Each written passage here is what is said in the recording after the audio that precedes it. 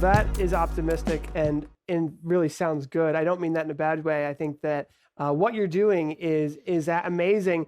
If you were my teacher in high school and I saw this in my Zoom call, I would be excited. And I don't care if you were teaching math or you were teaching, anything. This is obviously your virtual set situation here. We're not going to go into the super details of how Drake uses vMix with virtual sets and green screen backgrounds to do this. I think that's out of the ballpark of, a normal maybe classroom setup. But Drake, you're doing a lot of amazing things here. We have some pictures of you, grading classwork using a document camera, which I do think is in the realm of normalcy, what the new online learning is going to be.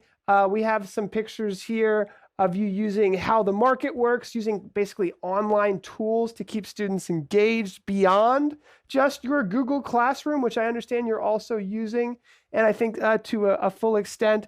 So we wanted to start with a tip that you gave us, Drake, which is don't be afraid, try anything. So can you explain, this high level kind of let it sink in with what you're talking about here?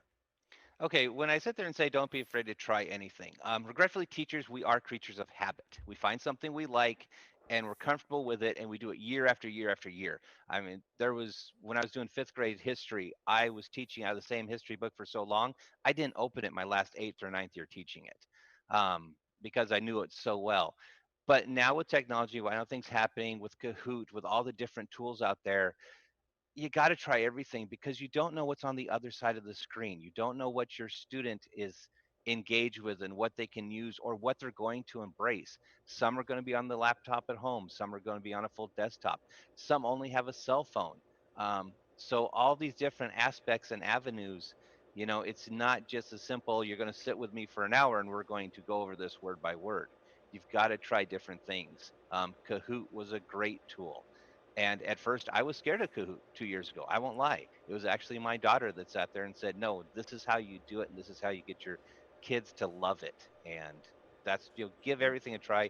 Worst thing that happens, you laugh with the students and go, "That didn't work at all." And sometimes they need that as well. My middle schooler absolutely loves Kahoot and she Hmm. mentions that quite a bit. So I think that's important too, is to, tap your audience, right? Find out Exact, what they like.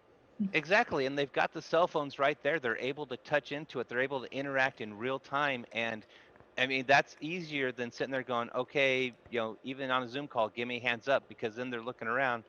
If they got their cell phone with them, embrace what they've got in their hands.